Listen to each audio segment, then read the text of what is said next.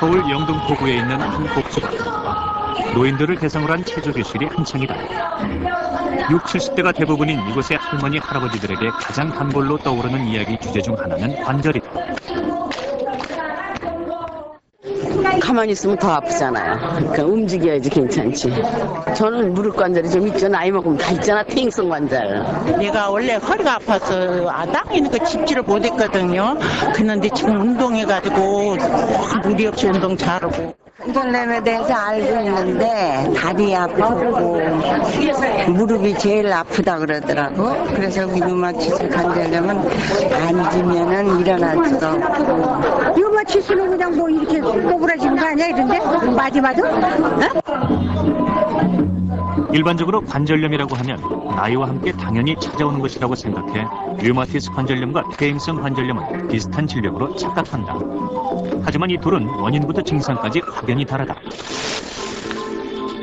퇴행성 관절염은 관절의 오랜 사용으로 인해 관절의 연골이 마모되고 이것이 계속 진행되면서 결국 뼈와 뼈가 맞닿아 관절이 파괴되는 것을 말한다. 주로 50대 이상의 노년층에서 많이 나타난다. 이에 반해 류마티스 관절염은 면역계의 이상으로 인해 활액막에 염증이 생김으로써 연골이 손상되고 이것이 결국 관절의 변형과 파괴로 이어지는 것을 말한다.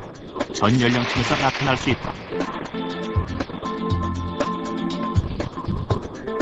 발생 부위 역시 다르다.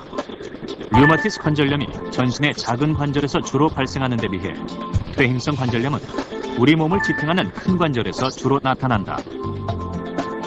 또한 류마티스 관절염의 경우 관절염 발생 부위에 열이 나고 붓기를 동반하는 반면 퇴행성 관절염은 열과 붓기 증상이 나타나지 않는다.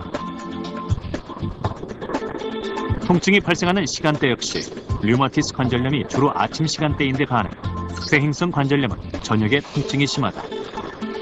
이렇듯 발생 원인이 다르므로 치료법도 달라야 한다.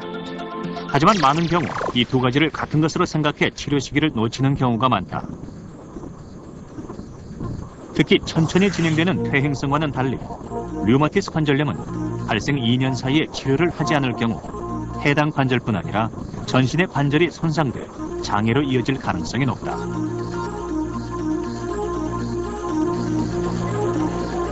실제로 2005년 한국인 질병부담 보고서에 따르면 류마티스 관절염은 당뇨와 뇌혈관 질환 등에 이어 질병으로 인한 부담률 5위를 차지하고 있다.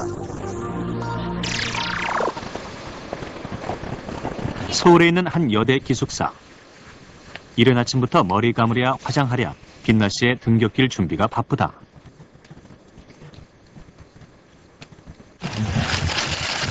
하지만 빛나 씨가 빠뜨리지 않고 반드시 챙기는 또 한 가지는 오늘 하루 먹어야 하는 약들이다.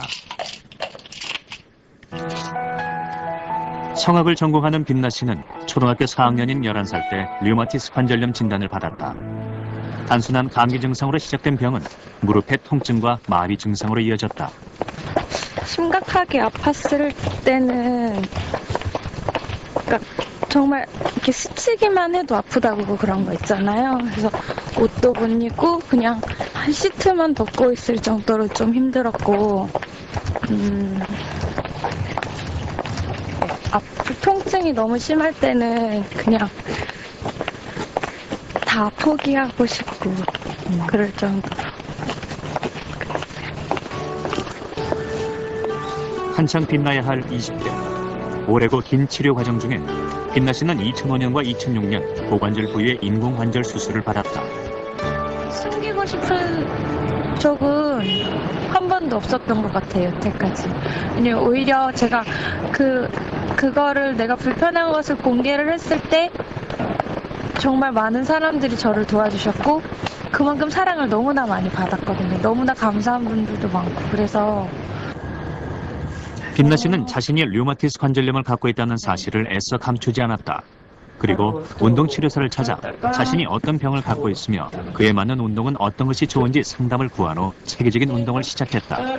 긴장을 늦추지 않기 위해서다. 일단 이제 그 유연성 부분에 있어서 관절이 정상인과 다르게 제한적이에요, 매우. 그렇기 때문에 그 범위 안에서 운동이 이루어져야 되고, 그리고 어떤 운동 강도도 적절하게 조절을 해야 되는 부분이고요. 무엇보다도 무리하지 않도록 자신의 그 신체 상태를 매번 체크하면서 점진적으로 운동을 증가시키는 게 가장 좋은 방법이라고 말씀드립니다. 제때 치료하지 않으면 전신의 관절을 손상시키고 파괴시키는 류마티스 관절염. 그러나 우리가 류마티스 관절염을 주목해야 하는 또 한 가지 이유는 이 질병이 단지 관절만의 질병이 아닌 더 큰 함정을 가지고 있는 질병이기 때문이다.